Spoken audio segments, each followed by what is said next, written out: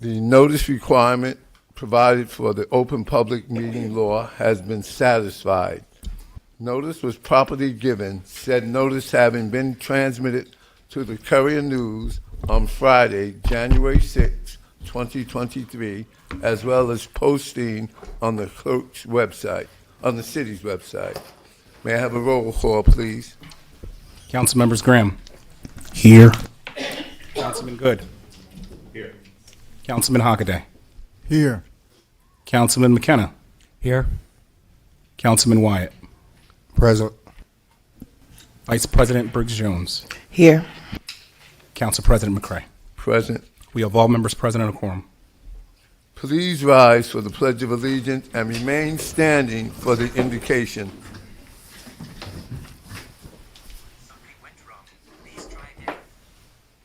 I pledge allegiance to the flag of the United States of America and to the republic for which it stands, one nation, under God, indivisible, with liberty and justice for all. Humbly we ask God, the giver of peace and the lover of charity, to give the entire family of nations true agreement with his will, and to grant the light of his spirit on all those who work for justice and peace. Amen. Amen.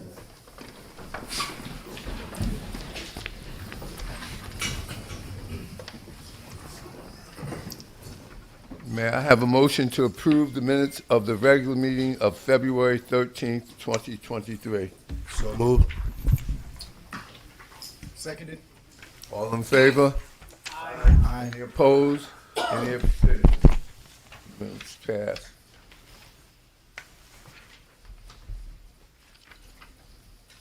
Consideration of the public hearing, second reading, and final passage.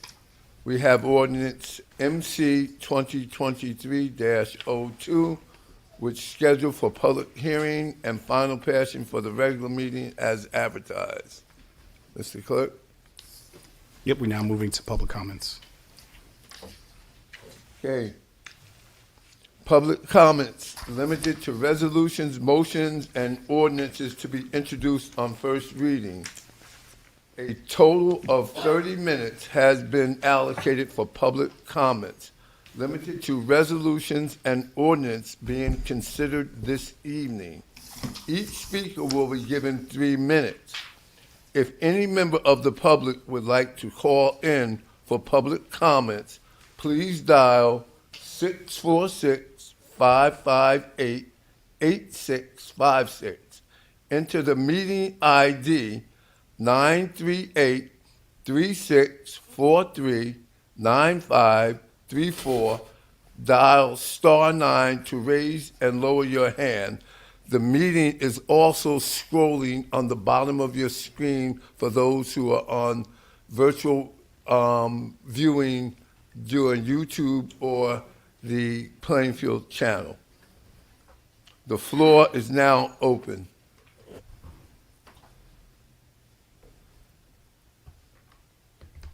Seeing none for in-present meeting, floor is now closed. Can we now open for virtual comments? No one has their hand raised in virtual comments. The floor is now closed for all public comments. Right. Okay. We have resolutions by the council from resolutions 097-23 through 1004-23. Do I have consensus to add these items to the voting meeting?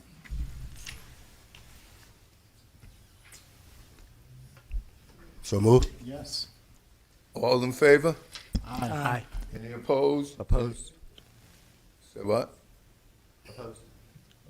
Which item would you like to? R093-23. 093. Sorry, 097. 097?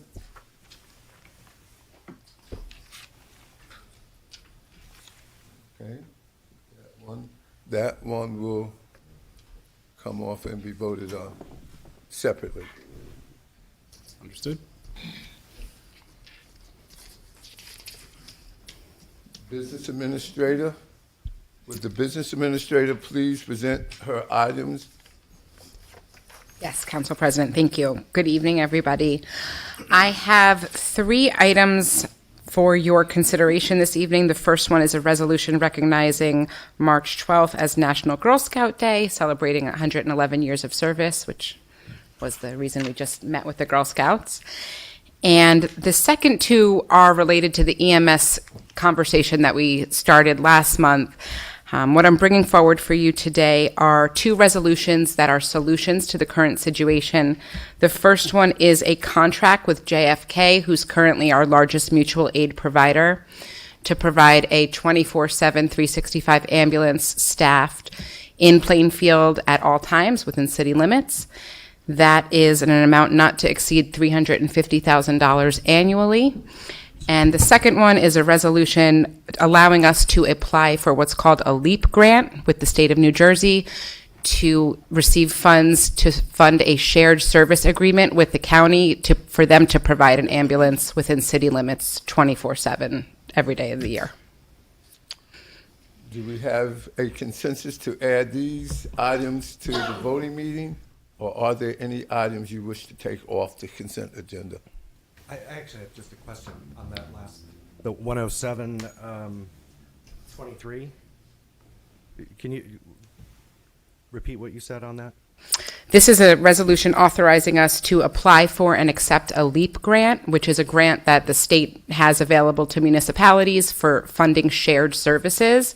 This would be a shared service agreement with the county. I'm not coming forward with the shared service agreement. I'm coming forward with looking for approval to apply for and accept the grant to fund the shared service. And then you would come back for appropriation I would come back with the to entering into the shared service agreement. with the contract. Okay. Thank you. Further questions? Just a comment, I just appreciate you continuing to work on this issue. We know this is something that is of paramount importance to our residents and their safety and health. So I appreciate, pretty much every month you coming back with some update, progress towards this. So maybe we'll see this a couple more times until it's all sorted out, but appreciate the resolve. Mr. It's White? my pleasure. Yes, a few questions on the first resolution. One, I see that we only received 1 response to the RFP. About how many organizations offer these services in an adequate radius? I'm not quite certain how many, but none of them applied. Only JFK. And also, I see that the proposal states there's 1 ambulance that will remain in the city 24/7. What measures are in place when we have 2 or more emergencies at the same time? Nothing in this contract or in the LEAP grant would prevent any of the mutual aid that's currently provided to still be provided at the same level. Even JFK themselves, even though they will be a vendor, they're still committed, which is spelled out in their contract, committed to the same level of mutual aid that they have now. And lastly, have we explored combining our emergency medical services with our fire department? It would require us to hire new people and or train and compensate our Plainfield's bravest. I looked at a few cities that have that model, and with us having 3 stations where we can house the ambulances, I believe that is researching. Is that something that we explored at all? That is the first thing we researched when we started this process, and it's incredibly cost prohibitive. Thank you. No problem. Councilman McKenna? Yeah, I'm just curious regarding R10623. It's a $350,000 annual expense. It's a 3-year contract running in 1-year increments, right? I think it's 3 years yeah, it is running in 1-year increments. Yeah, we can renew. They bill for the service, correct? They will also bill for the service, but the approximate cost, and I've run these numbers multiple times with different vendors, is about 1.2 a year to run it. So they're billing and they're hoping to offset their cost by billing. They're just trying to break even. And they think the 350 is to break even? They think the 350 is to break even. I will tell you that the number that I'm likely going to come forward with for the LEAP grant will be higher. The LEAP grant is connected to this. No, for the county, when when I come forward with a shared service agreement, it's unlikely that anybody else is going to be able to match 350. JFK has a lot of other funding that they're able to put into this. So what do you think, and we'll hold it to a big ballpark, is going to be the net, cost to the taxpayers for the added? For this service or for both services? I wouldn't want to answer that now because I still have conversations to have with the county. But it's a significant amount of money. We know it's 350 plus some amount larger than the 400. Yeah. 350 plus, I still have a lot of conversations to have with them. Okay, thank you. Councilman Graham? Councilman Good? Councilwoman Terry Briggs Jones? No question. I'm glad to see on R10623, letter D, where the contract for the medical services revised, on number 10, where the patients, hopefully they'll know this, even though it is in writing, that when the medical services, when the ambulance pick you up, you don't have to necessarily go to JFK. You have an option. So that's number 10, which is good. So that patients would know that, our constituents would know that, only if it's on critical care. So I'm glad to see that in there also as well. That's very, very important. So they know if they want to go to Somerset Yeah, Medical overlook, or yep. somewhere else, they have the option. So I just wanted to point that out. All right. Do I have consent to place this on the consent agenda? Yes. All three you're talking about? Huh? All three? Yeah, all three. No. Which one you objecting to? 106-23. That will go on the regular. Will the Department of Finance please present their items? Thank you, Council President. I have 8 items for your approval. First one is resolution authorizing a contract award in the lending strategy to provide full service grants consulting services in an amount not to exceed $60,000. Second one is professional services contract agreement between city and Twins Resolution Corporation to represent the city of Plainfield as Land Service Administrator for an amount not to exceed $49,500. Third is approval of the temporary emergency budget for the parking utility and the sewer and solid waste utilities. Then I have the authorization to approve the reappropriation of certain grant reserve balances. This is related to ARPA funds, and resolution authorizing the city of Plainfield to enter into contract. These last 4 are state-approved vendor contracts. The first one is purchasing office supplies in an amount not to exceed $125,000. The second one is for public works equipment in an amount not to exceed $400,000. Third one is for sewer and solid waste purchasing in an amount not to exceed $800,000. And the last one is for public service, public safety equipment in an amount not to exceed $2,769,000. Are there any questions? Councilman Hockaday, No questions, thank you. Councilman Wyatt, No questions. Councilman McKenna, No questions. Councilman Graham, No questions. Councilman Good. Council Vice President Terry Briggs Jones. No questions. Do I have consensus to place these on the consent agenda? Yes. Any abstentions? Any things? Please place this on the consent agenda. Would the police director please present his items this evening? Good evening, everybody. I have 3 items for your consideration tonight.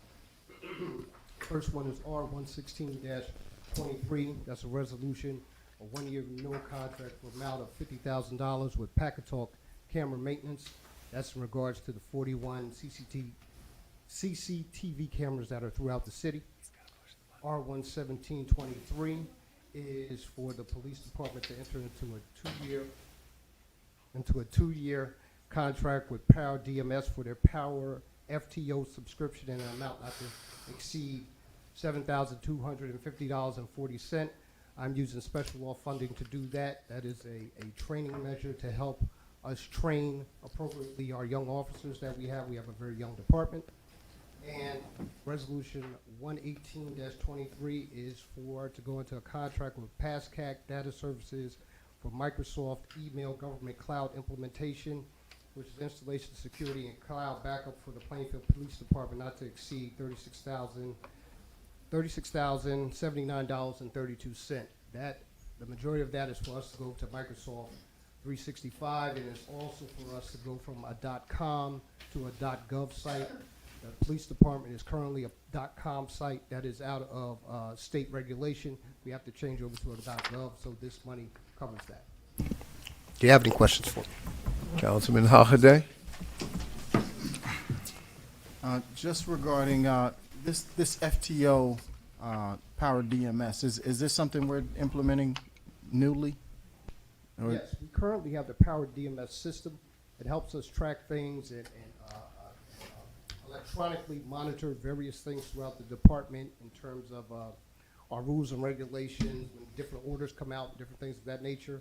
But FTO gives us a state-of-the-art, up-to-date system that will help us be on top of everything. When new laws come out throughout the state, we'll be on top of that. I can provide adequate, immediate training to our guys to make sure, our guys and girls, to make sure they are at the forefront of everything that they should be in terms of law enforcement. Okay, and your choice to do 2 years rather than one for a newer program, is that a good time adequate time to see if its effectiveness, that 2 years? Yes, it's a good time to implement it and see what we're getting for our money. Also, like I said, I'm using special law funding for it, so it's not at a cost to the city, but at the end of 2 years, if we feel it's not adequate or it doesn't meet our needs, we can get rid of it. Thank you. Councilman Wyatt? Yeah, it's just a quick question, something you brought up. So you said the police department is still .com? Yes, sir. All right, in the city, I know that they were .com as well, but they transferred to .gov maybe 10+ years ago? I guess, sir. I'm not sure. Okay, so is there any reason why the police department hasn't made the transition as well?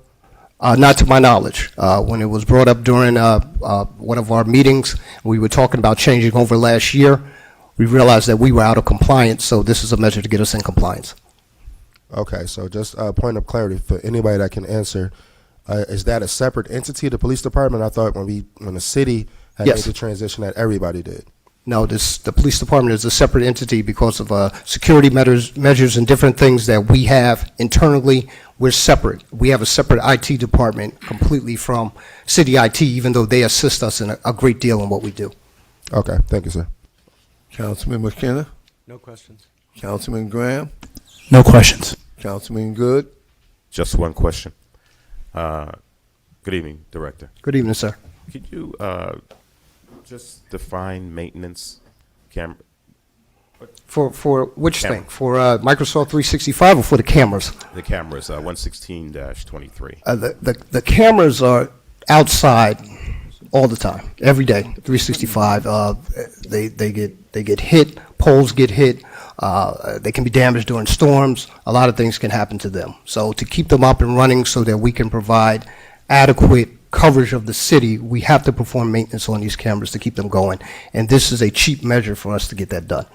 So no matter what is needed for them, it stays within this 50. Nothing is all encompassing, but the majority of things are covered. Thank you. I think including acts of God. So yes. Council Vice President Briggs Jones? No question. Do I have consensus to place these on the consent agenda? Yes. Any objections? Please place these on the consent agenda. Would the Director of Public Works please present his items? Good evening, Mr. Council President, members of council, and the general public. Department of Public Works has 4 resolutions to present tonight. R11923 is authorizing rescinding Resolution 088233 with Resolution 11923 authorizing the City of Plainfield to request enabling supplement to Green Acres funding from the Department of Environmental Protection from the Green Acres grant program in the amount of $3,942,790. This replaces the old resolution because that number was like 4.4, but the number they would go to is about 3.9. So that's why we're replacing it, and they want us to use their format. Resolution R12023, resolution authorized professional service contract to Panoni Associates for the West Front Street Roadway Improvement Project from Jefferson Avenue to Rock Avenue, an amount not to exceed $73,500. Resolution R12123, resolution authorized Panoni Associates for road improvements to Grant Avenue from West 7th Street to Wadsworth Avenue and East 3rd Street from Leland Avenue to Terrell Road in an amount not to exceed $123,000. And R12223 is resolution authorizing the Board of Professional Service contract for Panoni Associates for the NJDOT Safe Route to School grant in the amount of $25,000. This total grant is for $304,000 that we received. Any questions? More than happy to answer. Councilman Hockaday. It's just for R120-23. I'm trying to understand the location. It says West Front Street, then it says from Jefferson to Rock, but they're kind of like, they're perpendicular to each other, so I don't really know what's being paved there. But you can just clarify that. And just as a general comment, I hear a lot of complaints from residents about the condition of the roads on Front Street, so I'm happy to see that Front seems to be part of what's going on here. And if this doesn't include like some of the worst areas, if you can give us an idea of when or if that's in the plans to be repaired.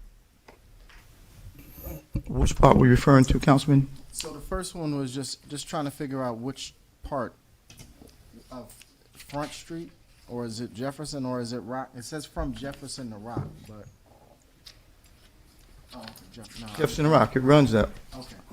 And that's part of, so you know, that's part of Route 28 that we're doing, trying to do road improvements to with the grant funding that we receive. In the NJDOT grant funds we receive, we're trying to put it towards that, to try to get Front Street back to where it should be in that Route 28 corridor. Okay, yeah, my bad. I saw Jefferson and I'm thinking Myrtle, where Jefferson School used to be. I'm a little confused there. All right, thank you. Nothing further. Councilman Wyatt. Yes, for R120-23, so I know that is West Front Street is a county road, so will the county be taking on some of this cost? Whatever part is county councilman, we will try to refer to them to try to address, yes. But anything that's no us, we're just going to try to take care of our portion to get everything up to where it should be standard. Okay, R122-23, when can we expect the renderings and the visual aids? And a good question. We're looking to hold a PIC meeting, which is a Public Information Center meeting, on the... Anything that's not us, we're just going to try to take care of our portion to get everything up to where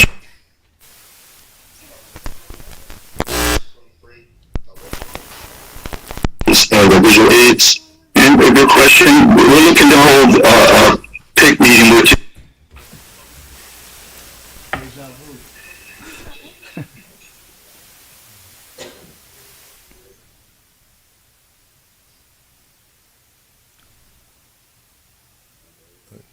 Sorry about that. That was feedback twice. I'm good to go now? Okay. Finished?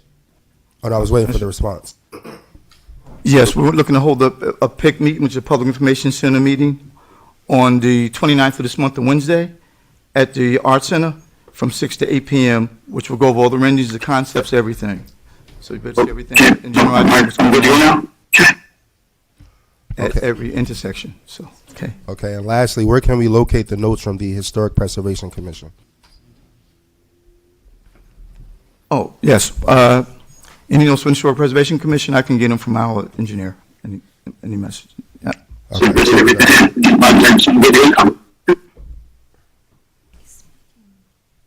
Any further questions? Mr. White? No, that's it. Mr. McKenna? I'm afraid to go. I don't know what's going to feedback here. I have a question regarding 122-23. What's the total grant that we got? 304,000, Councilman. And we just got it?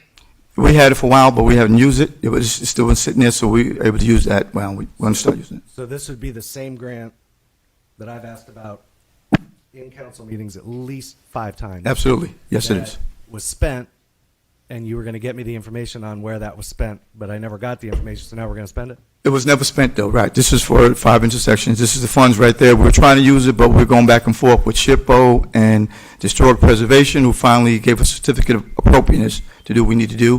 Council President. So that info that I was waiting for wasn't available because it. Mr. President. I actually have the Hold on. floor, so if the mayor could phone or do Yeah, whatever hold it. until the meantime. Just finish your question. Yeah, so I'm wondering why I asked so many times for the information on where it was spent, because this grant was received in, I believe, the end of 2017, The grant was received in 2015. 2015. Absolutely. So 8 years later, we're using a grant that has been It- asked about 5 times. And Councilman, with all due respect to yourself, it was never spent. This money was never spent. This is the money we have to move forward. And it was a federal grant. The process has been unique. We've been going through a lot, not just the city of Plainfield, pretty much most towns in the state as it relates to the Safe Routes to School funding, the spending. It's been a lot going on with, again, historic preservation and now SHPO and the NJDOT. A lot of things have to be done in a federal format, everything, pretty much. So it's been a long process to get through this, and we had to put even a policy manual together, federal policy manual together to reflect everything. So it was a major education for everyone on how this grant functions. Right, the funds were never spent, and they allowed us, because of our due diligence, to continue to go on. We never lost the funds. So we've been still going out to get everything we need to do to address the issue. No, I'm glad 8 years later that the kids will have some extra hello. measures in place. However, it's frustrating that I asked 5 times how it was spent, and you were going to get. Hello, this is Mayor Matt trying to speak. All due respect, Councilman, I never said it was spent. I said it was going to be spent. We never spent it yet. I would never tell you something was spent that wasn't. My questions at the time were, where was it spent? And you said, I'll The get you that the information. questions have been There is no answered. information if it wasn't spent. The questions have been answered, please. Let's move on. We have the mayor trying to come in. This is Mayor Matt trying to speak. Speak, please.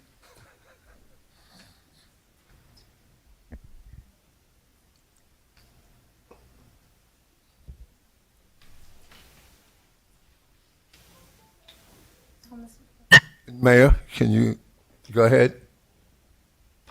I don't know if I have been recognized, so I just can't begin to speak. Yes, On you what- are recognized. Now I can hear you. Well, thank you, Mr. President. I want to just make a comment on the Route 28 situation because reference was made to that being a county road. I want to clarify that the portion of Route 28 that we are speaking about is a state highway. It's not a county road. And so therefore, we have received a grant through the assistance of Union County from the state to begin the remediation of Route 28 from the western border, and we're seeking additional funds to do the remainder of the Route 28 roadway. But no part of the work that's being done is in the county. Okay, thank you. Are you finished, Mr. McKenna? Oh, I thought you told me I was. No, I said that discussion was, but now if you have other questions. Thank you. Mr. Graham? No question. Councilman Good? No questions. I believe that information that I needed was already mentioned. Council Vice President Terry Biggs Jones? No questions. Do I have consensus to place these on the consent agenda? Yes. Okay.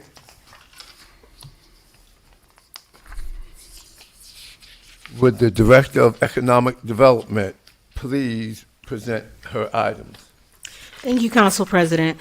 I have 11 resolutions. So the first 3 resolutions are to qualify vendors. The first resolution is to qualify a vendor for our parking system management consultant. The next is to qualify a vendor for public realm design consultant services.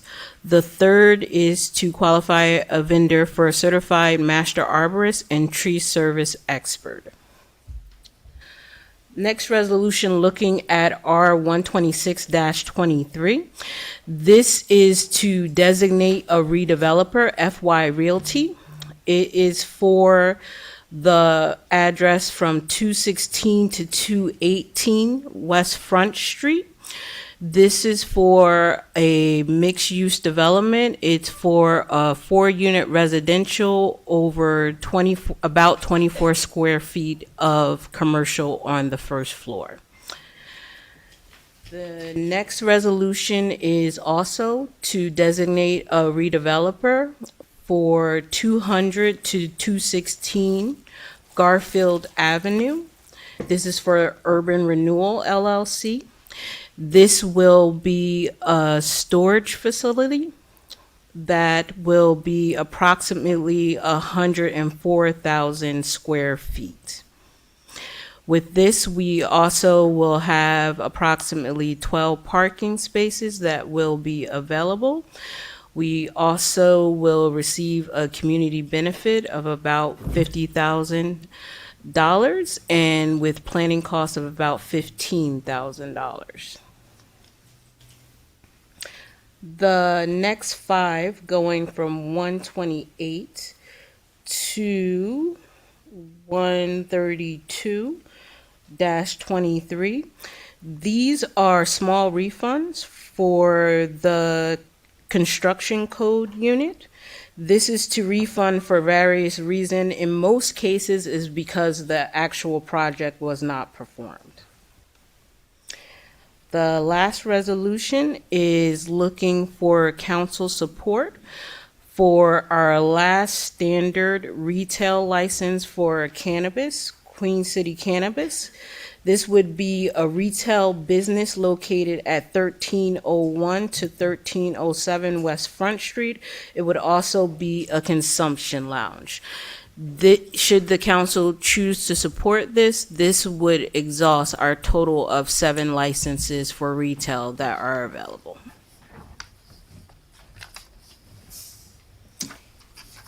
And those are my resolutions. Councilman Hockaday, any questions?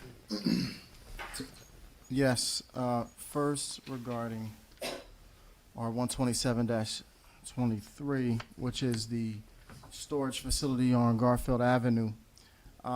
Initially, I was not in favor of a storage facility in this area because it's mostly residential, and it would seem out of place to have storage there.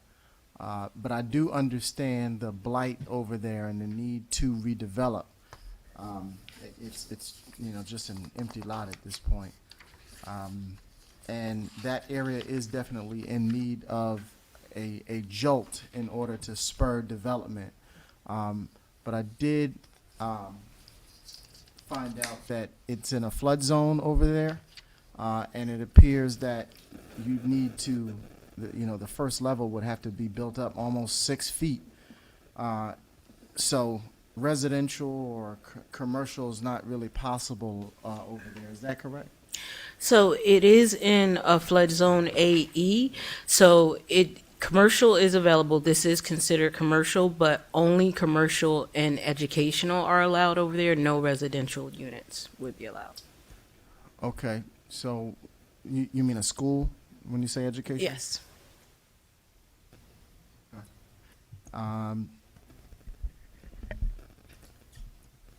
So I look forward to hearing more about that. The other one is just is regarding the cannabis location. I know all the others that we've approved.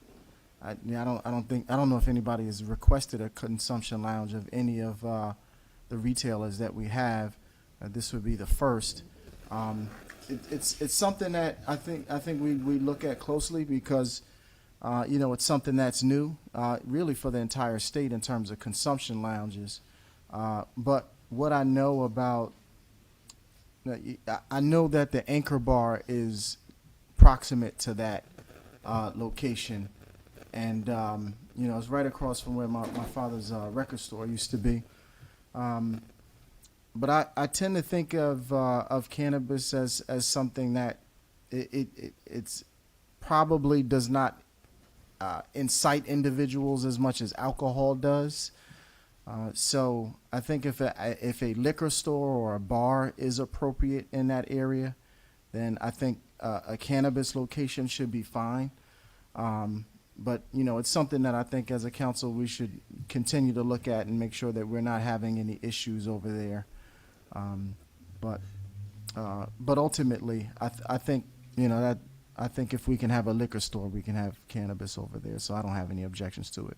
But I just wanted to kind of express some of the thoughts that I had when placing something like that over there on Front Street. It's something that we all should deliberate seriously. We're entering new territory. That wasn't a question, but I'm done. Councilman Wyatt? Yes. On R23-23, parking is becoming a serious issue here in the city of Plainfield. So my questions were, what areas are we looking for them to provide solutions? Like, what's the scope of the work? And also, what innovative technology do they plan on utilizing? The scope of the work is citywide. It'll include all of our municipal lots, all of our meter parking, and off-street parking. In terms of innovation, we will be looking at different vendors to provide our permit parking. So instead of the coins, we're going to be looking to something similar to Park by Mobile. In terms of other innovations, looking for where you have on your municipal lot, it'll tell you your level of usage. And also for us, just to be aware of national best practices for parking systems. All right. Thank you for that. R127-23, just to pick up where Councilman Hockaday was. So on the East 2nd Street side, is it possible that we can have storefronts there or retail, just so it's not a side of a storage facility on East 2nd Street? So right now, the project is for a self-storage unit. It is possible to develop commercial and retail in that area, but that is not the current project right now. Okay, so I was just speaking about the first floor. Could we look into that or maybe ask them just on the East 2nd Street side so we have stores there or retail to go along with I can East take 2nd it Street back over to there. the developer.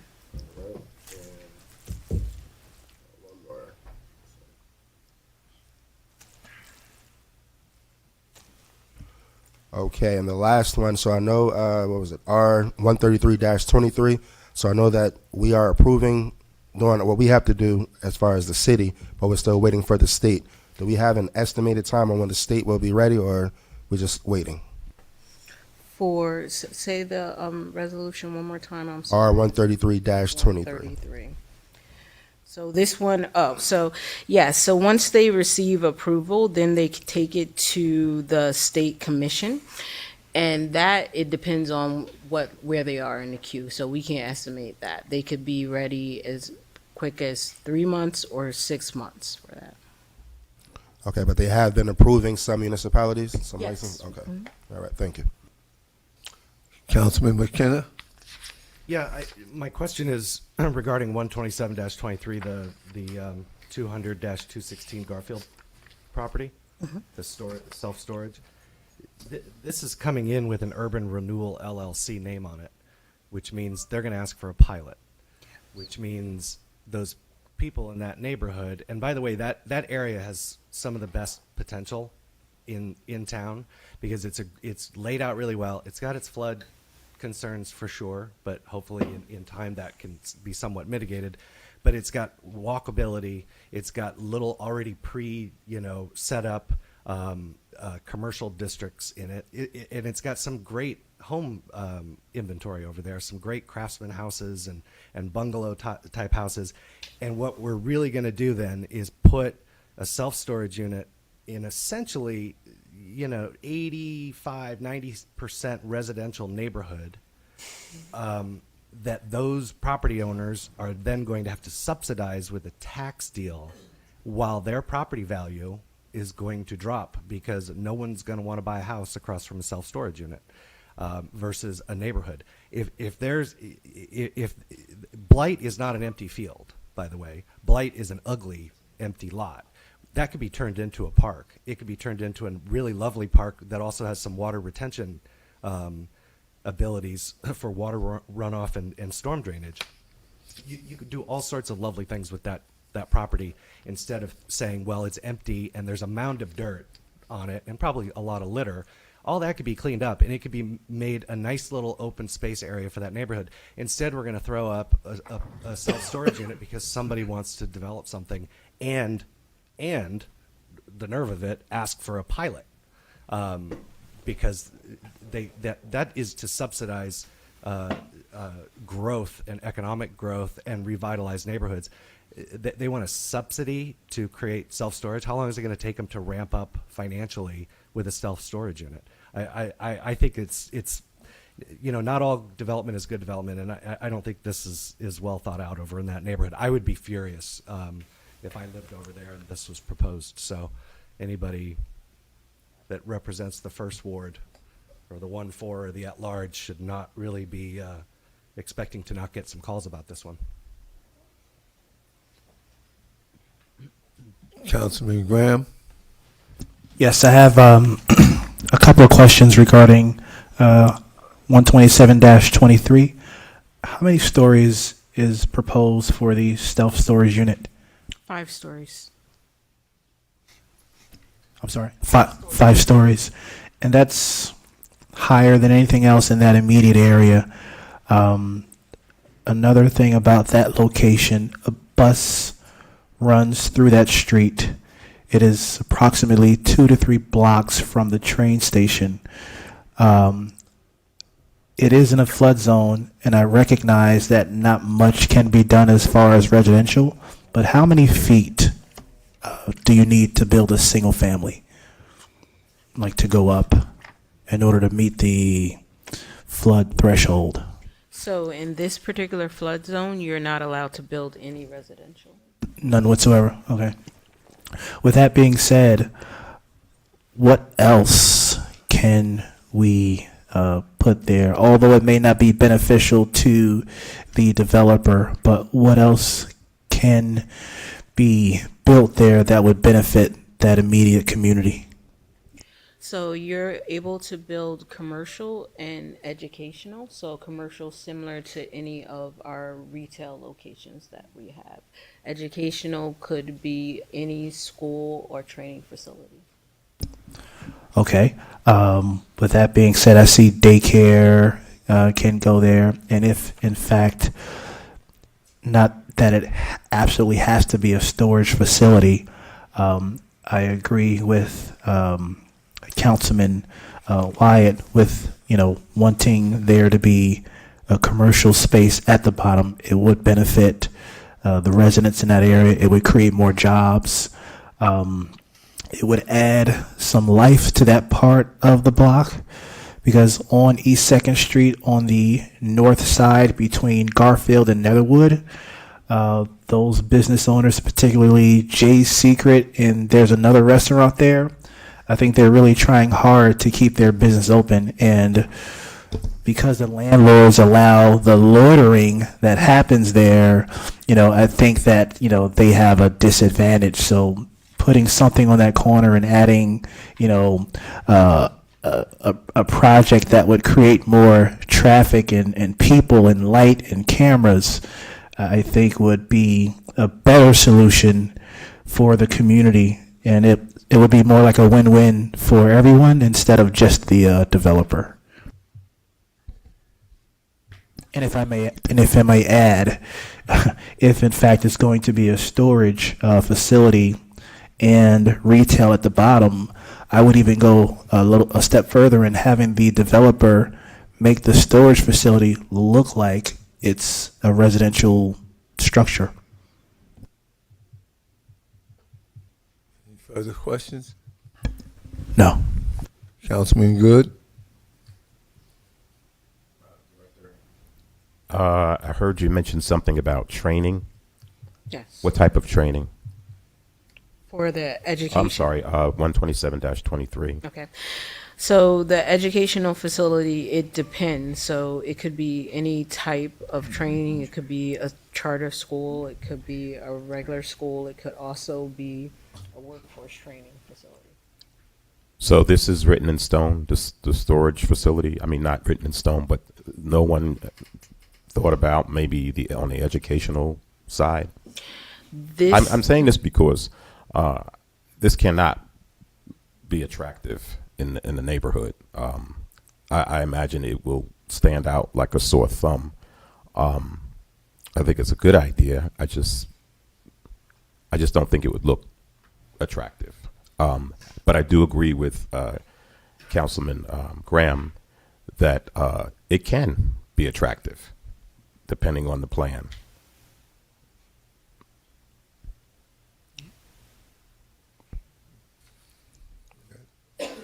So with that being said, the training is out, a facility for... This is the project that was presented by the developer, and this is to make use of the land, and we are looking at the possibility of a pilot here, and the benefit that the city gets is that we would get a $50,000 community benefit contribution. So basically you're saying that no other plan has been brought to the city? No. Okay. Thank you, Director. I appreciate it. Councilwoman Terry Briggs? Just one concern. The resolution 133-23, the location of the cannabis. I don't know if it's in etched in stone or not, but the first question I have is, what would be the hours? And second, I would definitely want to take a look at this, where this cannabis is located. And I know there's a liquor store down the street also as well, but there's also schools in the area as well. So I just want to make sure that we take a very close look at this. I have a concern about that. A lounge. In terms of the hours, they would only be allowed to operate within our retail hours. So they haven't finalized their operation hours right now, but it would have to, our retail right now goes until 9 p.m. Okay, just like I said, just a concern because it's a cannabis, and I know that, you know, people go there for whatever reason, medicinal or whatever the case may be. It's just, I have a great concern. It's already a liquor store, now a cannabis. So in this area where we're looking to develop, we are looking to develop the retail that's our along Front Street right now. So we have the liquor store. We also have other retail restaurants that are there. This is one of the uses that is permitted in that area.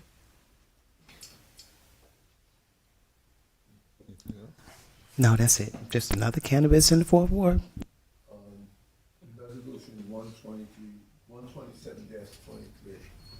Correct me if I'm wrong. We are not approving a storage facility. All we are doing is approving the development. Yes, right now, this is to designate the developer Urban Renewal LLC. Council President, will you please repeat that, what you just said? We are not approving a storage facility. All we are doing is approving a developer. Any store, anything that goes there will have to come back, first go to the planning board, and then come back to the council. I have a question. I have a question. That is not true at all. Yes, it does. No, it's not true at all. Go ahead. Because it was, I guess it was stated that it's going to be a storage facility. That's why I asked those questions. I hear that, but that's not what we're approving. We're not approving. All said, if I'm correct, that they. Oh, all that they're doing is saying this is a possible use that can go there. It is not saying that this is the use, and that's not what we're approving. Right. Council President, you're on the planning board. I was on the planning board. Mr. Graham was on the zoning board. We all know how this works, and we all know how pilots work. They will go before the planning board because it is a permitted use. It's a redevelopment area. So it's a permitted use. So they will go to the planning board and get a review of the project. The planning board cannot deny them a storage facility if it's a permitted use. They can make changes to it, they can make adjustments to it, but they cannot deny it. What we are doing is approving a developer with an Urban Renewal LLC ending to their entity name, which means they can get a pilot, and their intent is they'd like to build a storage unit. If anybody thinks that we're going to approve them right now, and then they're going to decide to put in a training center because that's what they're into, you're fooling yourself. No, I'm not. We know how I'm this not. works. So Wait. what was just testified by the administration is what this developer would like to do there, which means that's going to But- likely be his application to the planning board. But And Councilman that's where McKenna, you lose the We race. are not tasked with thinking what someone's intentions are. We have to deal with what was presented before us, which is the LLC. Which now, and the if you don't administration want- if you don't- stated that if they you- intend to put a storage unit That's there. okay. That's 5 But- stories. That's awfully detailed for somebody who doesn't know what they're going to do. Hey, but that's not what we're here to vote on. You're being When- disingenuous with no, the I'm public, not. and that's I'm not embarrassing. being disingenuous. I'm Yes, being you are. for You know what better, was Charles. presented to us. Now, if you don't want it, then when you come time to vote, vote against it. Wait We for don't that. have to go to it. All right? Any further questions? Do I have a consensus to put these on the consent agenda? No. Which one do you want to take off? 127-23, and because there were comments about it, I think 133-23 should be voted on separately as well. Okay. So moved.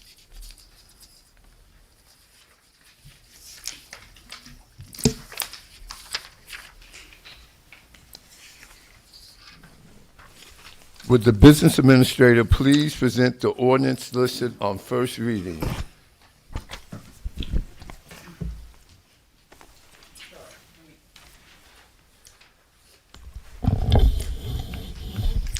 Council President, would you like me to read all of the ordinances or just mine? Okay.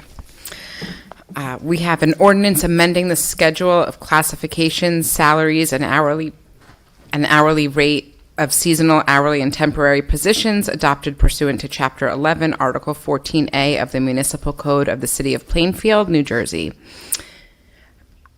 I'll read them all and then, okay. MC 2023-04, an ordinance of the City of Plainfield and the County of Union adopting the TODD South Redevelopment Plan, amendment dated January 19th, 2023. MC 2023-05, an ordinance of the City of Plainfield and the County of Union granting a tax exemption with respect to certain property identified on the city's tax map as Block 705, Lot 8, and designated in the city tax records as 522-26 Park Ave, Plainfield, New Jersey, and authorizing the execution of a financial agreement with AK2 Urban Renewal, LLC. MC 2023-06, an ordinance by the City Council amending the City of Plainfield Code of Ordinances to repeal Chapter 179-30, MC 2017-38, to adopt a new Chapter 179-30, to adopt flood hazard maps, to designate a floodplain administrator, and providing for severability and an effective date. MC 2023-07, an ordinance to amend Chapter 17, the land use ordinance of the City of Plainfield by removing a location in Article 9, Section 17-9-30, food vehicles, and MC 2023-08, an ordinance of the City of Plainfield in the County of Union, State of New Jersey, amending Chapter 16, Article 17, titled Parking Time Limits to prohibit the enforcement of metered parking after 6 p.m., with the exception of permit parking spots. Do we have any questions from the council? Yes. For Councilman Hochsted first. Okay, so regarding the ordinance removing the location for the food truck vehicles. Steve, can you speak into the mic, please? Yeah, okay. Can you hear? I hope it's clearer now. So regarding the ordinance removing locations for the food truck vehicles, this is an important one, as we've heard from the community regarding the noise nuisance of the food trucks all day and part of the night. So I see that the locations has been changed in the ordinance, and it is removed some of the street parking, and it has to only occupy city designated spaces. This is something, we'll just keep an eye on. I'm not certain in practice whether or not this is going to go far enough to remediate the noise, but we will keep our eyes on it, to make sure to see the effectiveness of this ordinance change. But I am somewhat encouraged by the administration looking at this and beginning to change this so that for the council's consideration. Nothing further. Councilman Wyatt? Yes, Municipal Code 2023-04. 1 second here, okay. The certificate of appropriateness is a document issued by the Historic Preservation Commission that approves of certain modifications to local historic landmarks and properties within the historic districts. Please expound on why you are proposing to eliminate the COA.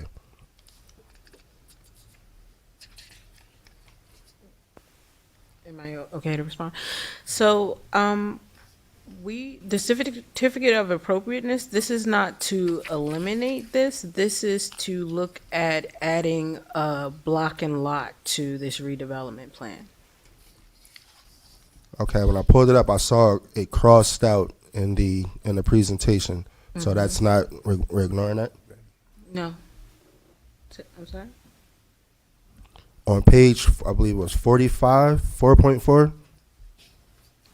Okay, I'm listening. Yeah, it was crossed out, and it said they will only take suggestions. Correct. Councilman, you're looking at an ordinance which says that the certificate of appropriateness is no longer needed, and that was passed in previous council sessions last year. Council President, point, just clarification here. There was a redlined redevelopment plan that was provided that goes into other things other than just adding a block and a lot. So if the other council members are not aware of that redlined redevelopment agreement, then I don't think this should be voted on, because there's no clarity around it if the administration is saying it's merely to add a block and a lot. I saw more to it than that when I read it. Councilman, when that comes up, we can vote it down, but we're just putting this on the agenda. I think Mr. Wyatt had the floor. Yeah, okay. You cut in on his time. It was a point of clarity. Yeah. Actually. That's okay. I had the same questions, but you're saying that was previously put on there. So we're still reading the same thing with the same red line through it. And that's what we're supposed to vote on today. So there was an updated version of that document, but you have the red line version. You said there is an updated version? Yes. Okay. And was that sent to us? Because when I pulled up, that's what I saw. Yes. And that's what I got phone calls about. Okay. All right, the second one, MC 2023-07, the food vehicles.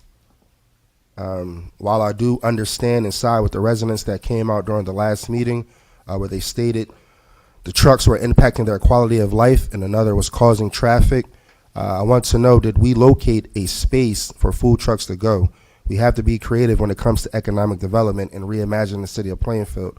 I would like for us to designate a location for the food trucks with maybe picnic tables, outdoor lighting, etc. Big C's not only serves local patrons, but people travel from near and far to patronize their business. Unlike the past, I don't think we have a long list of businesses where people are traveling to Plainfield to patronize. We have to support our small businesses, or like Too Much Sauce, they will be welcomed and embraced by our neighboring towns. So is that something that we've been looking at to designate a location? So we removed one location. The Church Street location is still there, and food trucks are allowed to park there still. We also have the Gavitt Place location where food trucks can go. So we are looking at other locations where we can have vendors and festivals. Okay, and have we informed the food trucks that are currently there now that they can no longer? We can't inform them until passed by council and also the planning board. Okay, thank you. Mr. McKenna? Yes, regarding MC 2023-04, that's the TODD South redevelopment. And I read through the red line. I think the adjustments to the historic elements, which are to comply with the changes to the city land use ordinance, end up making a very vague historic guide, as the redevelopment plan says, to follow the historic elements within the redevelopment plan, which I didn't count them. I forgot to count them when I was looking at it, but it's probably 18 elements. And oftentimes, as you know, and others who have been on any land use boards know, that applicants' development plans are weighed against the master plan. So we've reduced it to about 20 elements that we use a lot of words like avoid if possible and to the extent possible, which means if they give up a vague answer that they can't pull it off for historic purposes, then they're off the hook. And then we have no historic element in our master plan, which I believe it was last October, that was imminent, and it was an oversight on why it wasn't in the master plan. We still don't have a master plan element that includes historic preservation features. So in addition, this still includes jumping over the other side of South Street or 7th Street and then connecting a lot that goes back to Crescent and allowing for, 8-story dwelling with much higher density than is on Crescent Avenue. So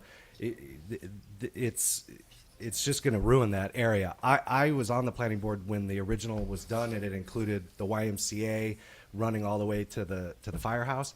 And I had some issues with it, but I thought overall it was a really good plan, and it did things for that area that I thought were really positive. And then we start going outside the lines when a developer knocks on the door, and we're ruining the plan. So I don't think anybody should vote for that.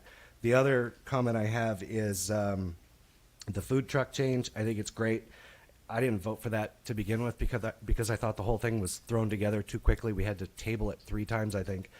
So everybody should support that and really doing it in a better way. And then the last is a question on MC 2023-08 regarding the parking times. So we are actually going to change our parking meter times to extend past 6 o'clock and write tickets to people? No, this is to limit the parking meter to 6 p.m. To 6. So we're The going exact to opposite, yeah. We're going to label all the meters and all the pay stations that they only have to pay until 6 o'clock. That's correct. Perfect. Yeah.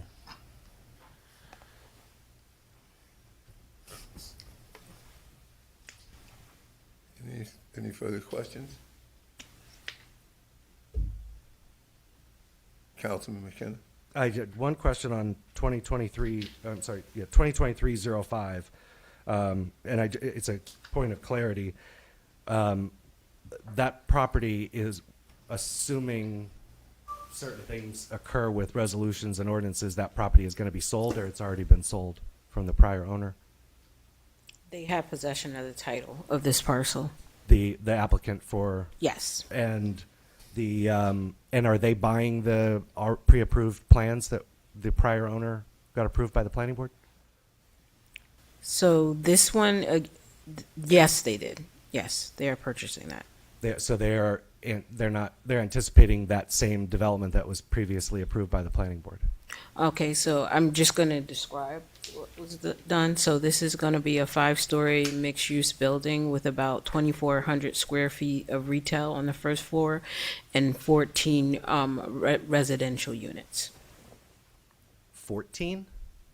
14 apartments, yes. For, am I thinking this is 522 to 526 Park Avenue?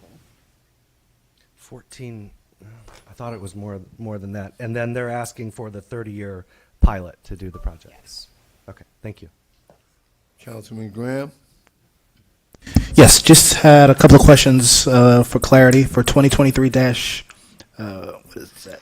27. I'm sorry, 2023-07.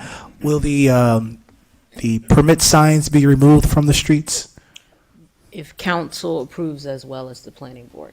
Okay, and this particular ordinance change, of course, I was involved in, and a few residents were involved in. Once it's voted on, at one point, do the existing food trucks that are there on 3rd Street now get told that they can no longer be there? Should this be approved by council as well as the planning board, we can remove the signs as early as March 17th and notify the food vendors.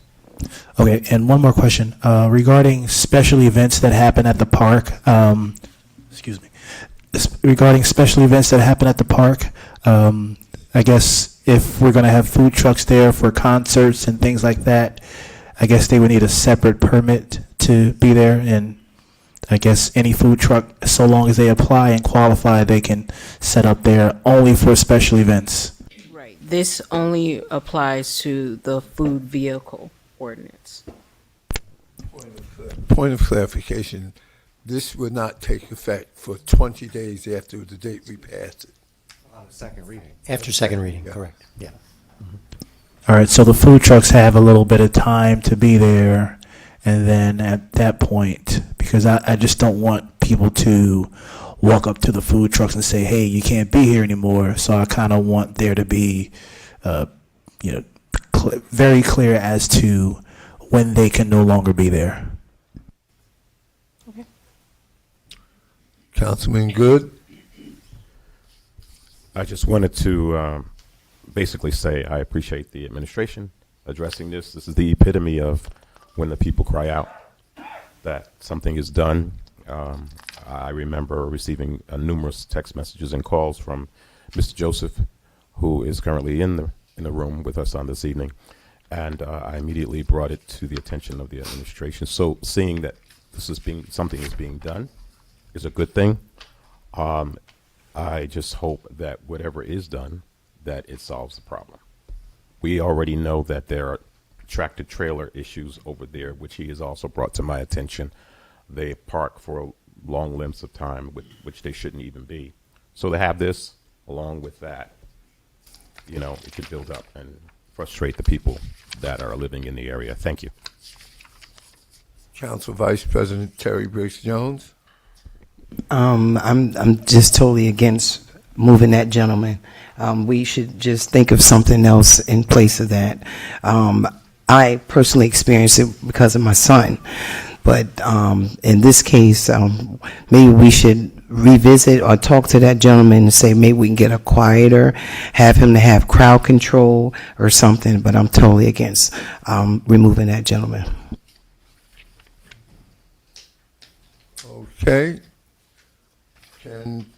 Do we have consensus to add these items to the voting meeting? Yes. Yes. Yes. Okay, all in favor? Aye. All right. Can we get a 5-minute recess? Can I have a motion? So moved. Second. All in favor? Aye. 5 minutes. Recording stop.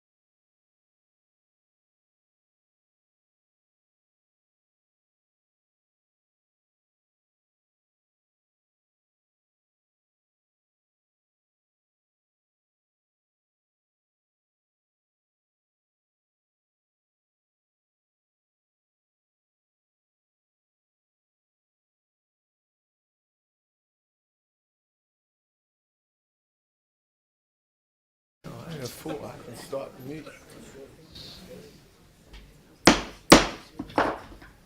May I have a motion to return to the meeting? So moved. Second. All in favor? Ah. I have a Recording in progress.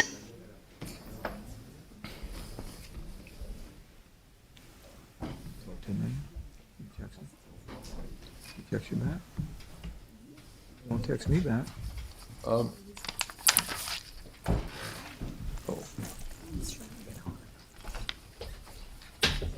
If any member of the public would like to call in for public comments on this ordinance, please dial 646-558-8656. Enter the meeting ID, which is 938-3643-9534. Dial *9 to raise and lower your hand. Consideration of public hearing, second reading, and final passing. Mr. Clerk, could you please read by title and further certify that the ordinance has complied with all statutory publication requirements, MC 2023-02?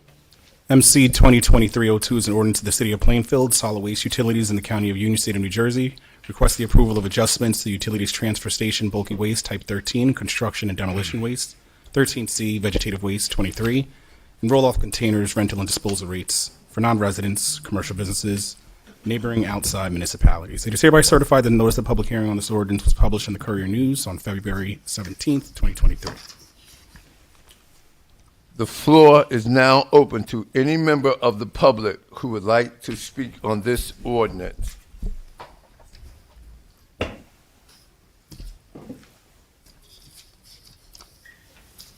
Seeing none in the gallery here, can we please open it to virtual? We have one person with their hand raised on virtual. Can you please state your name and address for the record?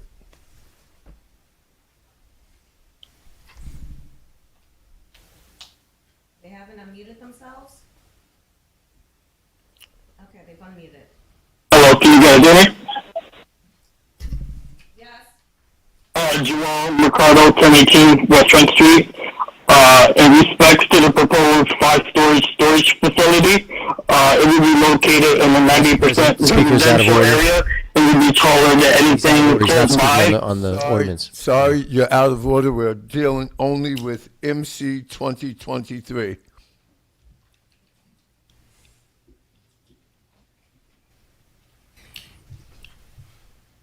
You have any more? No one else currently has their hand raised. May I have a motion to close public comment?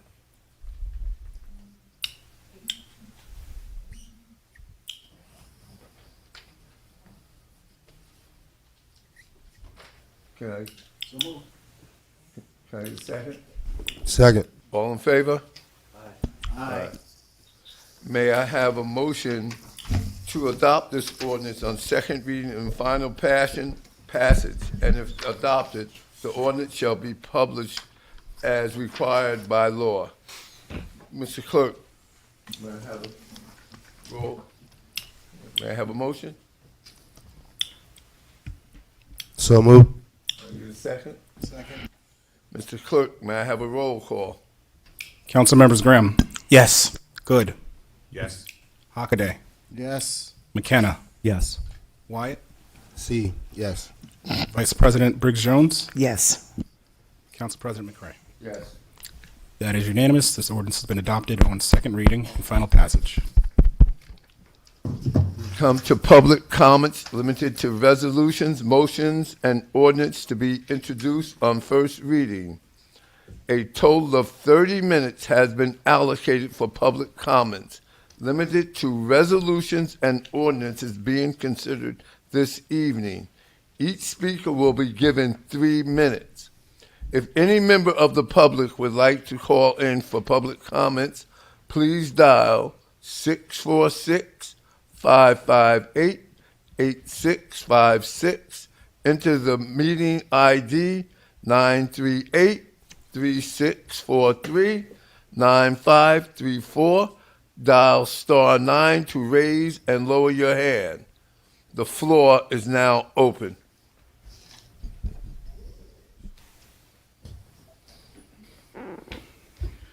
Nancy Pivovar, 1129 Myrtle Avenue.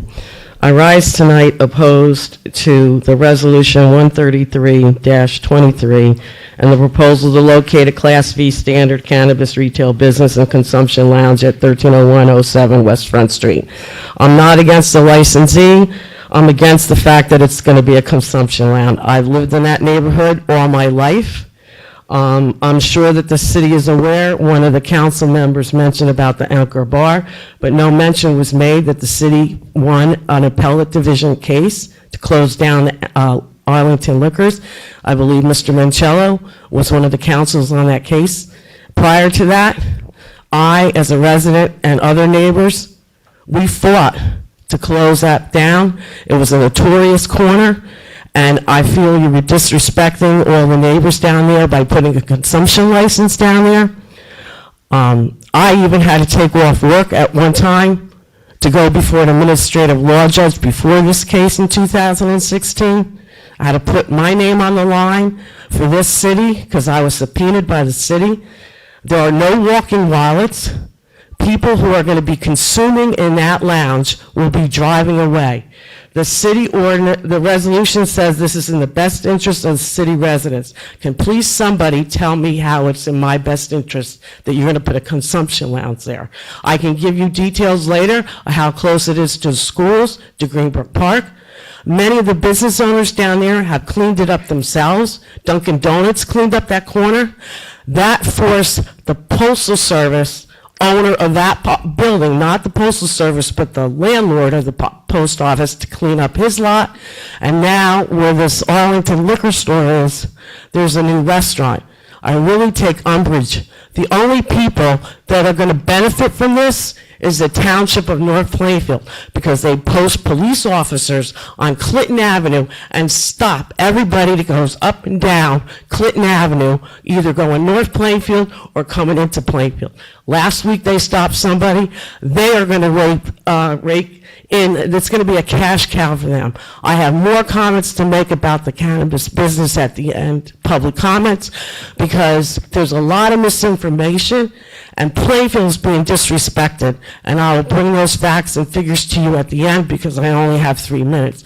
But I really am disheartened by the fact that there's going to be consumption business in that property where kids are go to school within 0.4 miles of Clinton School, 0.6 miles of Jefferson School, 0.2 miles of Greenbrook Park. Thank you very much. Thank you.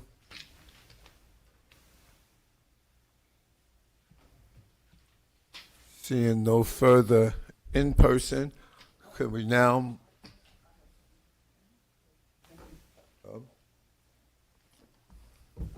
I'm here because I live on Manson Place. Barbara Jennings, Washington.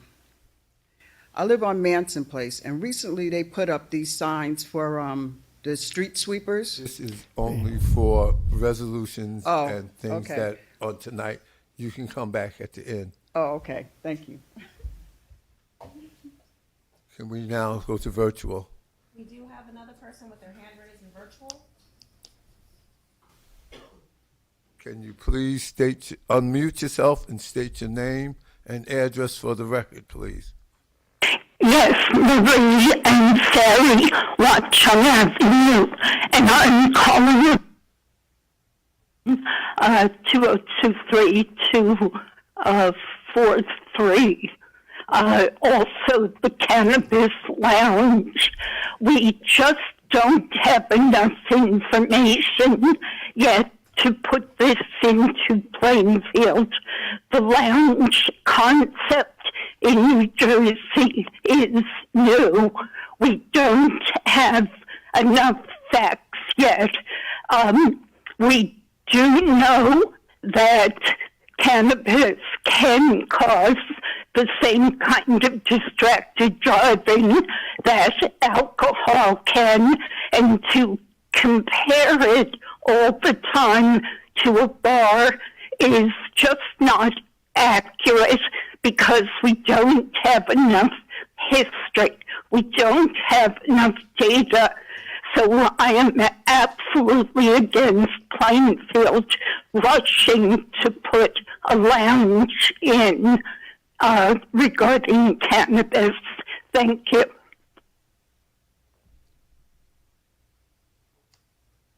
Any more? No one else. Public comment is now closed. Mr. Clerk, would you please announce the consent agenda? This evening's consent agenda, resolutions 98-23 through 105, and resolution 107-23, resolution 108-23 through 126-23, and resolution 128-23 through 132-23. Removed from the consent agenda are resolutions 97, 106, 127, and 133. May I have a motion to approve the consent agenda? So moved. Second. Mr. Clerk, may I have a roll call? Let's roll call on the consent agenda items. Council members Graham? Yes. Good? Yes. Hockaday? Yes. McKenna? Yes. Wyatt? Yes. Vice President Briggs Jones? Yes. Council President McCray? Yes. That's unanimous. The consent agenda items have been approved. Could you please read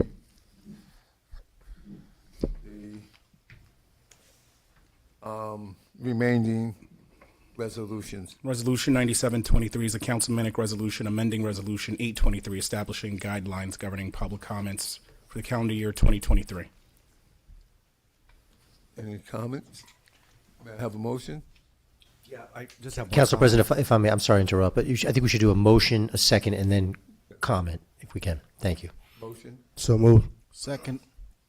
All right, now a comment. Yeah, my comment is reducing the public's speaking time from 5 minutes each to 3 minutes each. I don't think that is ever a wise thing to do. So I am not in favor of this resolution. Technically, it gives more people a chance to speak than when we had 5 minutes. So we're increasing the number of people that will be able to comment. I realize that, but as you have witnessed, we're just going to cut off those that do show up to talk from being able to speak the 5 minutes that they often take and provide very valuable information. Okay. May I have a roll call, please, on? So roll call on Resolution 97-23. Council members Graham? Yes. Good? Yes. Hockaday? Yes. McKenna? No. Wyatt?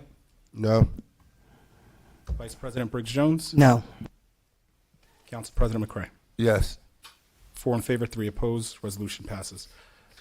Resolution 106-23, authorizing a contract with HMH Hospital Corporation, JFK University Medical Center. So, motion. Second. Any comments?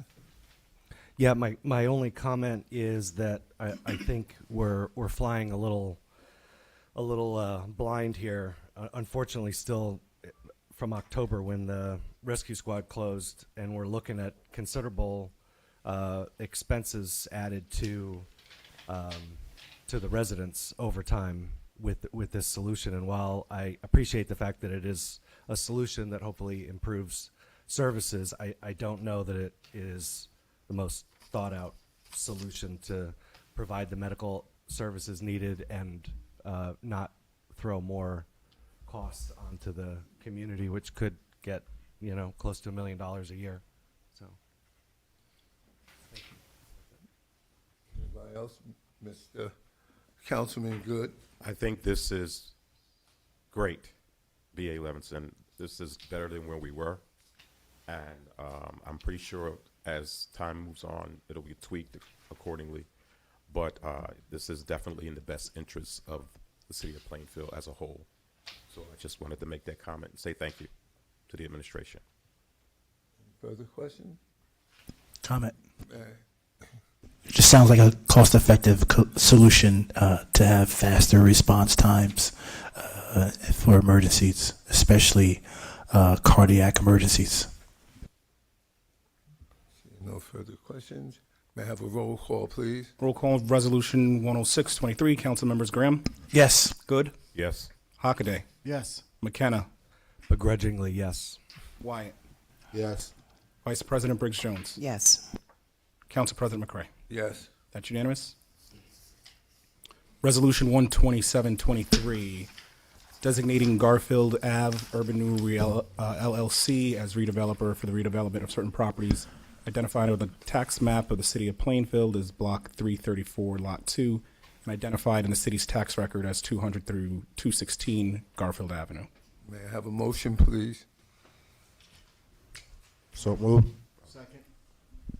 Any questions? Comments? Well, my comment was going to be if it were possible to send this back to the developer, but I guess since, yeah, sure enough, sure thing. No worries. May I have a roll call, please? Roll call Resolution 127-23. Council members Graham, No. Good, Yes. Hockaday, Yes. McKenna, No. Wyatt, No. Vice President Briggs Jones, No. Council President McCray. Yes. It's 3 in favor, 4 opposed. Resolution fails. And Resolution 133-23, a resolution of the City of Plainfield and the County of Union in support of the location and operation of a standard cannabis retail business and consumption lounge at 1301 through 07 West Front Street. So moved. Can I get a second? Second. Any questions? Can I get a roll call? Roll call Resolution 133-23. Council members Graham, Yes. Good, Yes. Hockaday, Yes. McKenna, No. Wyatt, No. Vice President Briggs Jones, No. Council President McCray. Yes. 4 in favor, 3 opposed. Resolution's been adopted.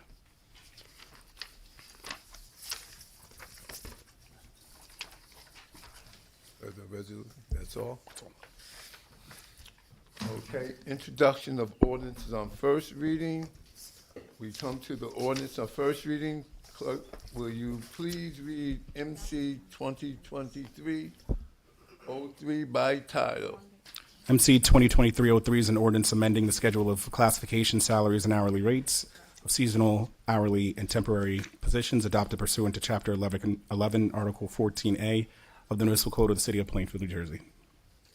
I will now entertain a motion to adopt this ordinance on first reading. So moved. Seconded. Okay. Any questions? May I have a roll call, please? Council members Graham, Yes. Good, Yes. Hockaday, Yes. McKenna, Yes. Wyatt, Yes. Vice President Briggs Jones, Yes. Council President McCray. Yes. This ordinance has been introduced on first reading. Mr. Clerk, will you please read MC 2023-04 by title? MC 2023-04 is an ordinance of the City of Plainfield and the County of Union adopting the TODD South redevelopment plan amendment dated January 19th, 2023. So moved. Seconded. Any questions? Mr. Clerk, can I get a roll call? Roll call MC 2023-04. Council members Graham, Yes. Good, Yes. Hockaday, Yes. McKenna, No. Wyatt, Nope. Vice President Briggs Jones, No. Council President McCray. Yes. 4 in favor, 3 opposed. Ordinance has been introduced on first reading. Mr. Clerk, will you please read MC 2023-05 by title? MC 2023-05 is an ordinance of the City of Plainfield and the County of Union granting a tax exemption with respect to certain properties identified in the city's tax map as Block 705, Lot 8, and designated in the city's tax records as 522 through 526 Park Avenue, and authorizing the execution of a financial agreement with AK2 Urban Renewal LLC. I will now entertain a motion to adopt this ordinance on first reading. So move. Second. Clerk, may I have a roll call? Roll call MC 2023-05, Council Members Graham, Yes. Good, Yes. Hockaday, Yes. McKenna, No. Wyatt, No. Vice President Briggs Jones, Yes. Council President McCray. Yes. 5 in favor, 2 opposed. This ordinance has been introduced on first reading. Okay. We now come to ordinance on the first reading. Clerk, will you please read MC 2023-06? MC 2023-06 is an ordinance by the City Council amending the City Plainfield Code of Ordinances to repeal Chapter 17:9 through 30, MC 2017-38 to adopt a new chapter, 17:9 through 30 to adopt flood hazard maps to designate a floodplain administrator and providing for severability and an effective date. I will now entertain a motion to So adopt moved. this ordinance on first. Seconded. Can I have a roll call, please? Council Members Graham, Yes. Good, Yes. Hockaday, Yes. McKenna, Yes. Wyatt, Yes. Vice President Briggs Jones, Yes. Council President McCray. Yes. That is unanimous. This ordinance has been introduced on first reading. Mr. Clerk, will you please read MC 2023-07? MC 2023-07 is an ordinance to amend Chapter 17, the land use ordinance of the City of Plainfield by removing a location in Article 9, Section 17:9-3 of food truck vehicles. I will now entertain a motion to adopt this ordinance on first reading. So moved. Second. Mr. Clerk, may I have a roll call? Council Members Graham, Yes. Good, Yes. Hockaday, Yes. McKenna, Yes. Wyatt, Yes. Vice President Briggs Jones. Yes. Council President McCray. Yes. This ordinance has been introduced on first reading. Mr. Clerk, will you please read MC 2023-08 by title? MC 2023-08 is an ordinance of the City of Plainfield and the County of Union, State of New Jersey, amending Chapter 16, Article 17, titled Parking Time Limits to prohibit the enforcement of metered parking after 6 p.m. with the exception of permit parking spots. Motion. Can I get a Second. Mr. Clerk, may I have a roll call? Council Members Graham, Yes. Good, Yes. Hockaday, Yes. McKenna, Yes. Wyatt, Yes. Vice President Briggs Jones, Yes. Council President McCray. Yes. That is unanimous. This ordinance has been introduced on first reading. A total of 60 minutes has been allocated for all public comments to be presented. Each speaker will be allocated 5 minutes. If any member of the public would like to call in for public comments, please dial 646-558-8656. Enter the meeting ID 938-3643-9534. Dial *9 to raise and lower your hands. The floor is now open.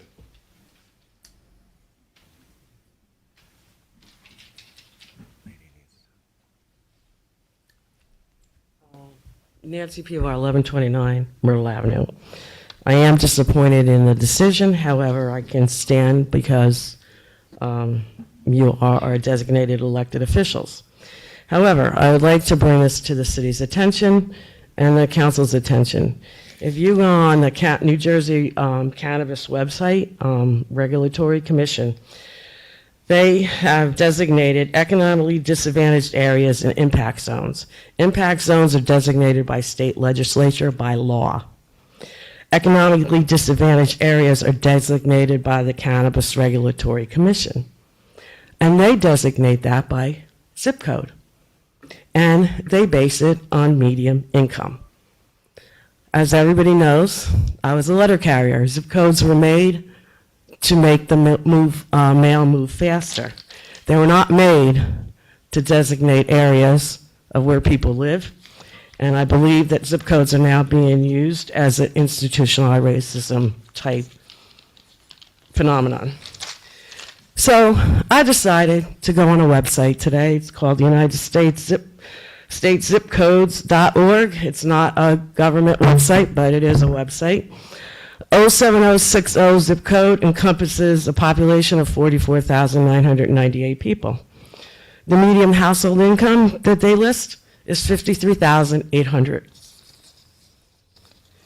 For 07062 zip code, population is 12,949. The median household income is $61,943. Guess what? You get to 07063. It's 13,538 people. Median income, $68,075. There's a misconception in the state of New Jersey, Cannabis Regulatory Commission, even probably within the city, that the west end of Plainfield is not cool, okay? We have a higher median income, believe it or not, okay? And the Cannabis Commission is basing designated disadvantaged areas on zip codes. 07060 is one of their designated sites, and 07063. 07062 is left out. I respectfully request the city to look at my figures, to investigate this, and request that they take the zip code of 07063 off of their area designated as disadvantaged. If I'll submit this paperwork to the city tomorrow so they have it, they can look at the statistics. But if the Cannabis Regulatory Commission is designating by zip code, Council President, the speaker's time 07063 has should not elapsed. be there. Thank you. Speaker's time has elapsed.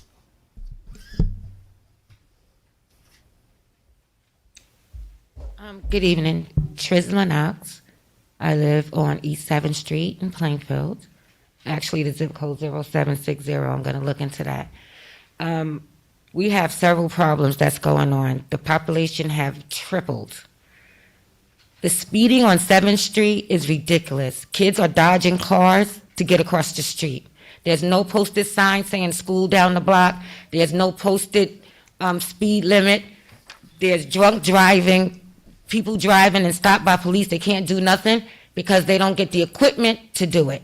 They're told they cannot give speeding tickets because if someone challenges it, they don't have the equipment to show that this person was speeding.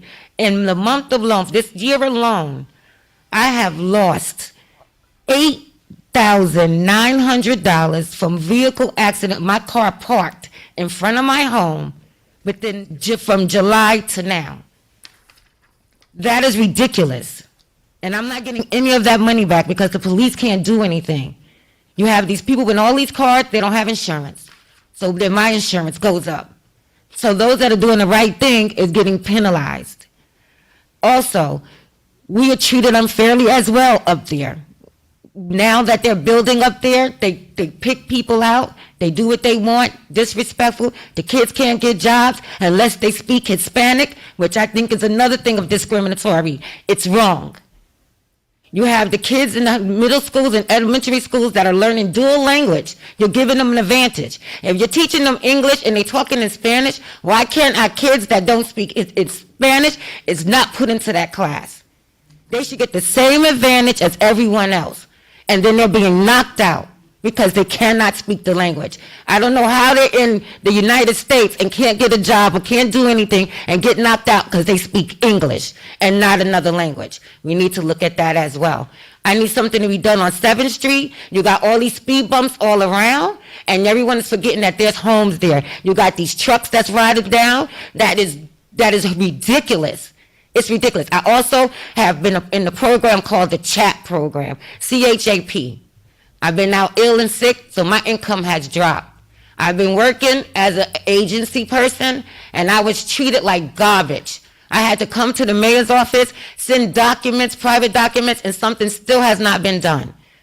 I have been talked to disrespectfully, emails sent to me, they act like I'm a criminal, like I'm hiding something, because I have agency work. Like they don't know what a person with their own company, how their salary work.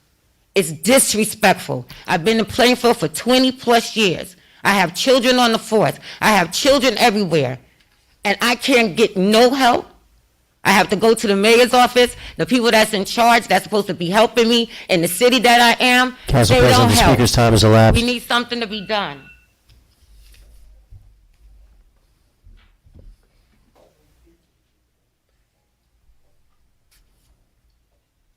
Okay. As you know, I'm not familiar with this procedure. But my name is Barbara Jennings Washington. I live on Manson Place, and as I stated before, they recently put up these signs on one side of Manson Place that says no parking on Mondays and Thursdays from 8 to 11, and on the opposite side, no parking at all, ever. Now, I'm the only one on the block without a driveway, and they said they put them up because of the street sweepers. Since they put those signs up, recently, we saw a couple of days when the street sweeper came, but they don't come consistently. One day, and I videotaped it too. One day they came at 11:30. Another day they came on a Wednesday. Now, when if anybody, not just me, if anybody has any kind of company, like my sister came. She was here before, and I said you can't park. She stayed a week from Monday to Saturday. There was no place for her to park, so she had to park on my daughter's house. Then I go down there and get her, and come, on Mondays and Thursdays, and then we find some place to do. And in between time, I park on West 4th Street. Now, I don't think I should have to park on West 4th Street, walk around around the corner at any time, because I don't know if anybody's aware, there's been a lot of shootings on Manson Place, right next door to me, and across the street from me. I don't like being out there, not to mention the dogs that are running loose out there. And I want to know, what is the purpose of not parking on the opposite side of the street? And, all right, if you want to sweep the streets, that's fine, but you don't have to have 2 days from 8 until 11. So I want to know, what's the purpose of this? Plus, the McDowell, Halsey, those streets down there, they don't have these signs. Monroe, they don't have these signs. So what's the purpose of putting it just on Manson Place? Well, I know there's other places, because my daughter said we drove around. We saw them on other streets, but like I said, the streets from my house up to Clinton Avenue, they don't have these signs.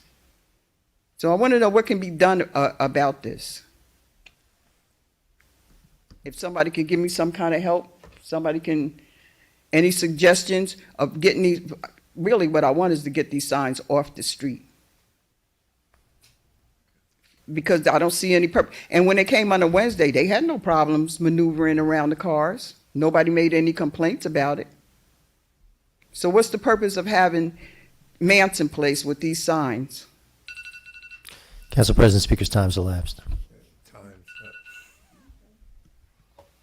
Council President, can we give her some direction on the next steps? This is not back and forth, and we will not answer questions while public comment is going on. I just asked, can we give her some direction as far as the next steps? After the public comments, we will do that.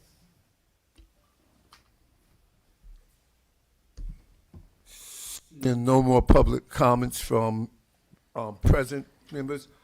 Is there any public comments on virtual? Yes, we do. We have about 3 people. Could they please state your name for the record and address? Yes, Marie and Sari, Watchung Avenue. We're going into a 4th year of combined meetings. It's time to stop. Too many decisions appear to be predetermined.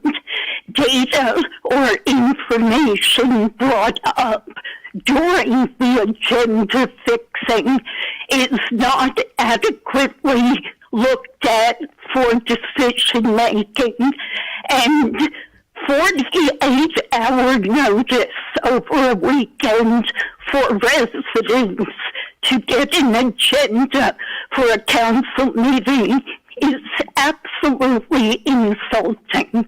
And now will be 3 minutes a month that will be able to speak. It's time to do double meetings again. It's time to get the agenda so that we have enough time to speak to our council people, to let the council people answer questions for us. There is no longer a reason for these meetings to be combined. 4 years is too much. Thank you.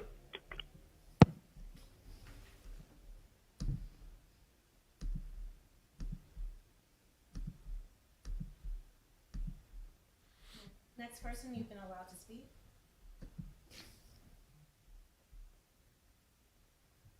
Joel Mercado, 1018 West Front Street. I want to apologize for being out of order earlier. Let me start by saying this hybrid format is a hot mess. The constant feedback and static, not being able to hear you while on the phone and waiting to ask questions, and especially missing portion of the meeting. This should be obvious with the mayor's feedback when he tried calling in and speaking earlier. So IT should get it together. In respect to the proposed 5-story storage facility, it would be located in a 90% residential area, and it would be taller than anything close by. How desperate are you to get rid of blight? Were there no other options or ideas that doesn't come at a cost to taxpayers in the form of pilots and sucking us dry? All development is not good development. So thank you to Councilman Graham and McKenna for actually considering the people that voted you in. Also, if you're going to sell us out, I think we're worth more than a $50,000 community contract. How much is it going to cost taxpayers? Make it make sense. At the very least, make it blend in and not an eyesore. I also thought it was really cute that the council president didn't think we could read between the lines in regards to the developer plans, like not set in stone. Yeah, sure. Very disingenuous, Mr. President. I think the only person you're fooling is yourself. I'm very glad to hear that West Front Street and Route 18 is getting much needed work done. In its current condition, Ray Charles would know he's entering Plainfield from the potholes alone. It's an embarrassment. Thank you for your time. Have a great night, everyone. We have the third person.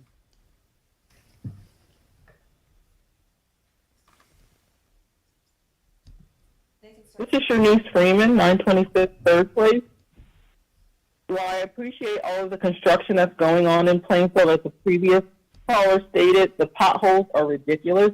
And it wasn't until I had a teenager that's learning to drive the streets of Plainfield that I realized how poorly lined our streets are. Specifically, Watchung Avenue between Front Street and 2nd Street, there was a left turn lane instituted with a right lane that was to go straight and right. All of those lines have faded, and the parking on the street, you can barely see where to park at.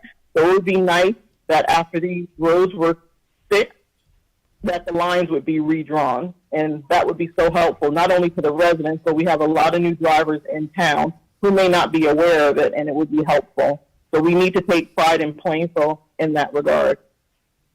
Thank you.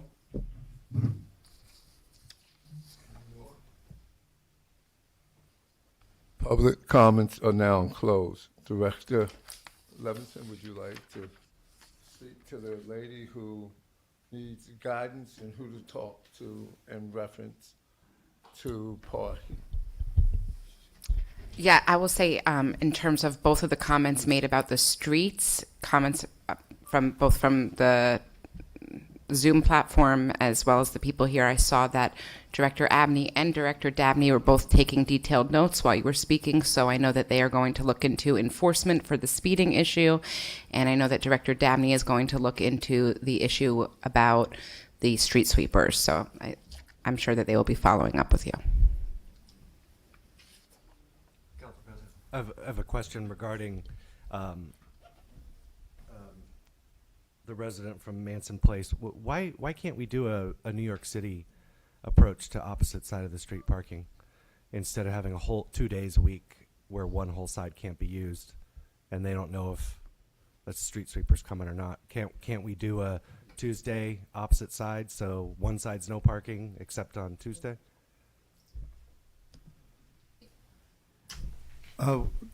That makes sense on some streets, Councilman. The problem is some of these streets are so narrow that the one side of the street is no parking anytime due to the fact it's so narrow. And once cars park, there's not room for anything to get through. Right. So if that lovely lady has one side of the street that's no parking and the other side of the street is no parking on Tuesdays and Thursdays, why can't we create signs that say Tuesdays and Thursdays this you can park here and Tuesdays and Thursdays you can't park here? Why can't you create a opposite side of the street scenario on Manson Place so that they have one side of the street where they can always park every day? On most streets, it is alternate side of the street parking, meaning Monday and Thursday would be 8 to 11, Tuesday and Friday would be 8 to 11 on the other side. So you sweep in Monday and Thursday on one side between 8 and 11, and Tuesday and Fridays between 8 and 11 on the opposite side. That's alternate side of the street parking. The reality is what we're doing is we're creating an inconvenience for people 2 days a week, and we're not sweeping 2 days a week. And I think in some of these areas, we need to try to make it as comfortable for people, especially if they're living on a street and they don't have a driveway.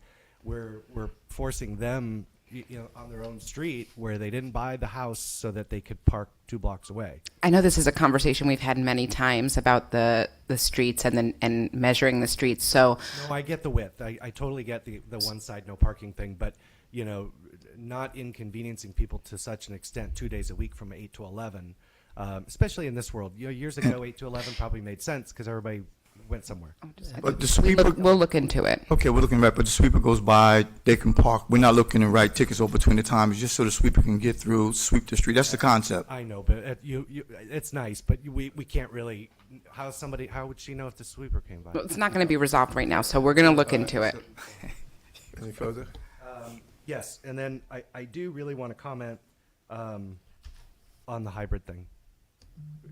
I'm glad we're doing it. Been wanting it for a long time, but and maybe I'm just speaking for myself. I can't hear anybody. I write down notes for everybody that calls in, whether at the floor or now on the Zoom or whatever. I can't hear their where they live. I can't hear their names. I hear half of what their concerns or comments are. I mean, the world's been doing hybrid for a while. The Board of Ed does it. I've been to a couple meetings. Seems to work pretty well. The county commissioners do it. Seems to work pretty well. I think we need to make a couple phone calls and just figure out how how our IT department management figures it out. And if we need to spend a little money so that the public can not get feedback, have to listen to, poor council president having to do numbers like it's a telethon. This should be a little more advanced, I think. So I appreciate the effort, but it didn't work. And then that's good. I'm set with that. Thank you. Any more comments? Yeah, just to follow up on Manson, if we could figure out actually how many times the sweeping is done per week. It sounds like it's once a week, or if we needed once a week or every other week, then perhaps we could adjust the signs or the no parking to when they actually might sweep. But I'm sure you'll look into it, though. Council President, I just have a comment. I believe the resident said that there's no parking on one side, but then yet on the other side, they're being told which days and the times that they can't. I guess that would create a problem, a serious problem, especially for someone who doesn't have a driveway.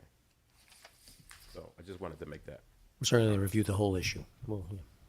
Thank you. Well, we're looking at the issue. May I have a motion to adjourn? There's another comment from me regarding the young lady that spoke last here in public comment. Any sort of criminal activity, alleged drug dealing, I kind of want to know about it. So don't be afraid to reach out to me. Me and the police director, all of us and the police director, we take comments like that very seriously.